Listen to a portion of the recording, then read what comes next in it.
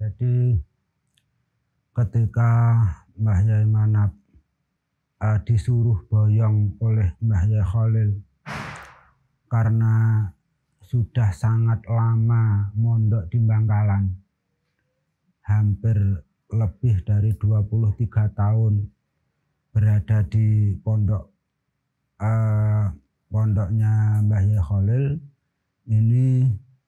Beliau sama sekali tidak pernah punya pikiran untuk pulang atau boyong, sehingga bahkan diusir atau diboyongkan oleh Mbah Yai Khalil. Karena Mbah Yai Manap ini tidak punya tujuan pulang, karena rumahnya itu sudah dihuni oleh adik tirinya yang sudah menikah, maka Mbah Yai Manap ini tidak punya tujuan, mau pulang kemana tidak punya tujuan.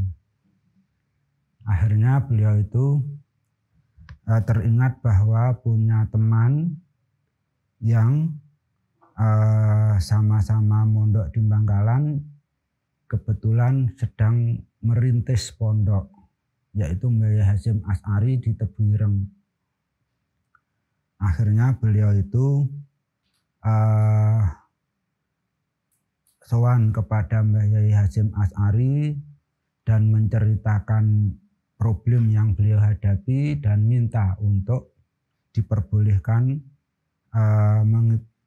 mengikuti atau mondok di Tebuireng untuk mampir gampangannya, karena belum punya tujuan untuk pulang, belum punya tujuan untuk menetap di mana. Dan ini disambut gembira oleh Mbah Yai Hasyim karena Mbah Yai Hasyim itu masih merintis pondok sehingga membutuhkan tenaga pembantu yang handal untuk mengembangkan pondok pesantrennya.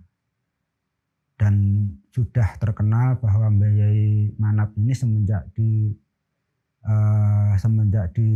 pondok Bangkalan ini termasuk salah seorang santri senior yang sangat pintar dalam mendidik adik-adiknya untuk bisa maknani, bisa memahami kitab, bisa memahami nahwu shorob dengan metode sorogan. Sehingga Mbah Yai Hasyim ini menugaskan Mbah Yai Manap untuk nyorok santri-santri yang pemula-pemula yang belum bisa maknani.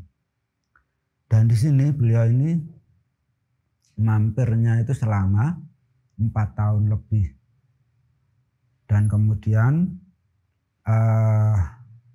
ketika suatu saat Mbah Yai Hasyim ini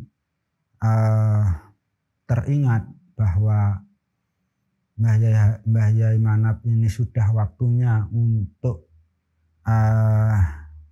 mempunyai satu tempat tujuan, maka beliau itu teringat bahwa punya teman akrab di Kediri, karena Mbah Yai Hasyim ini sebelum bermukim di Tebuireng ini sebelumnya pernah bermukim di Kediri, tepatnya di Kemuning Lirboyo. Pernah mempunyai istri pertama beliau yang merupakan putri dari Mbah Ahmad. Nah, Mbah Ahmad ini adalah kakak daripada Mbah Yai Soleh. Sehingga ketika pernikahan pertama ini penuh dengan masalah rumah tangga, ini biasanya Mbah Yai Hasyim sering diskusi wadul kepada Mbah Yai Soleh, sehingga Mbah Yai Hasyim dan Mbah Yai Soleh ini sudah akrab, terutama karena sering menjadi tempat wadulnya Mbah Yai Hasyim ketika menghadapi masalah rumah tangganya. Nah, akhirnya beliau memanggil Mbah Yai Ahmad yang merupakan keponakan dari Mbah Yai Soleh Jalati nanya kepada Mbah Yai Ahmad ini, Pak Liye sampean sing jenenge Mbah Soleh Jalati kan duwe anak wedok ora? Ngoten niku. Akhirnya Mbah Yai Hasyim setelah mendapatkan jawaban bahwa Mbah Yai Soleh ini punya putri, maka mengirimkan surat, menulis surat, kemudian menyuruh Mbah Yai Ahmad ini untuk menyampaikan kepada Mbah Yai Soleh, saya punya jago, kalau jenengan kerso maka ini diambil menantu. Ndak lama, bahkan hanya beberapa besoknya, 1 hari setelah surat itu nyampe, langsung Mbah Yai Soleh ini datang ke Tebireng dan langsung matur kepada Mbah Yai Hasyim, pundi jago kula, ngoten niku. Sehingga langsung Mbah Yai Manap dipanggil oleh Mbah Yai Hasyim, kemudian langsung diakati di situ. Setelah itu beberapa hari kemudian disuruh untuk mengikuti Mbah Yai Soleh di Jalati. Dan akhirnya Mbah Yai Manap ini ikut di rumah mertua, yaitu Mbah Yai Soleh Jalati ini hampir selama setahun, sampai lahirnya putri pertama yaitu Mbah Nyai Hanah. Nah, kebetulan ketika saat itu ada lurah Desa Lirboyo itu sowan Mbah Yai Soleh mengeluhkan tentang desanya yang penuh dengan huru-hara, penuh dengan kriminal karena terkenal sebagai kampungnya maling, dan juga kampungnya orang-orang yang maksiat. Beliau mengeluhkan kepada Mbah Yai Soleh dan minta untuk menempatkan salah satu putra atau salah satu santrinya di Lirboyo untuk dandani Lirboyo. Sehingga Mbah Yai Soleh ini akhirnya suatu perjalanan ini berkenan untuk mampir di Lirboyo. Dan delok-delok katanya ada tanah yang dijual, ada panggonan yang dijual. Akhirnya terus dilihat atau bahasanya disurvei. Nah, kebetulan dari beberapa tanah yang ditawarkan untuk dijual itu dilihat oleh Mbah Yai Soleh, diambil bagian tangannya, digegem, kemudian dicium. Nah, akhirnya salah satu tempat yang disurvei oleh Mbah Yai Soleh ini ada yang ketika dicium ini berbau wangi, yang akhirnya dibeli oleh Mbah Yai Soleh.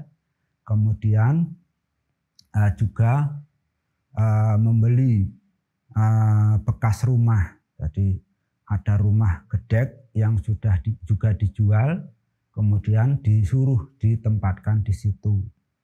Nah, kemudian beberapa hari setelahnya, yaitu setelah Mbah Nyai Hanah putri pertama ini lahir, setelah 36 hari kelahiran dari Mbah Nyai Hanah, jadi bayinya berumur 8, ini Mbah Yai Manap diajak oleh Mbah Yai Soleh menuju ke Lirboyo, sekaligus membawa 2 santri, yaitu Mbah Maulana dan Mbah Samsudin, sambil membawa seekor ayam jago dan juga beras 1 kati. Kemudian ditunjukkan tanah yang sudah dibeli oleh Mbah Yai Soleh. Kemudian di situ juga ada rumah gedek. Nah, rumah gedeknya ini ya gedeknya hanya separuh, ngarep karo pinggir tengen, pinggir kiwa, dan belakangnya belum ada gedeknya. Nah, ini terus Mbah Yai Manap disuruh bertempat di situ. Manap niki omahe sampeyan sama nang kene. Iki dadi bakale omahe sampeyan. Nah, ini akhirnya setelah beberapa minggu kemudian dilihat diparani oleh Mbah Yai Soleh, ternyata jagonya tetap utuh, berasnya tetap utuh, dan seterusnya. Akhirnya Mbah Yai Soleh dawuh nanggone santri yang disuruh di situ, loh, kok gak dipangan blas, iki gak dimasak blas ya apa, sampean mangane apa? Anu Yai, mangane godhong-godhongan. Nah, makan dari dedaunan yang ada di situ.